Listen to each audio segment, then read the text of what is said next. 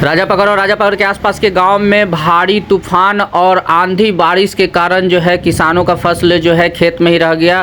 किसानों की बड़ी परेशानी, जैसा कि आप देख सकते हैं, किसानों का खेत में ही जो है अनाज रख दिया। किसान दिन रात करके मेहनत करके जो है किसान फसल उपजाता है, तभी किसी का पेट भरता है, और वह फसल जो है बारिश के कारण बर्बाद होता नजर आ रहा है। देख सकते हैं, इस वीडियो को ज़्यादा से ज़्यादा आप लोग शेयर करें, जितना ज़्यादा हो सके शेयर करें।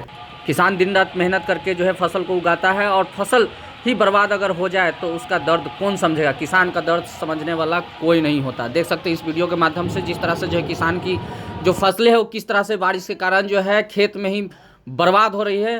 काफ़ी किसान जो है परेशान है, काफ़ी उनकी मुसीबतें बढ़ गई। अचानक आई बारिश और तूफान के कारण राजापकर के आसपास के क्षेत्रों में जो है बड़ी परेशानी।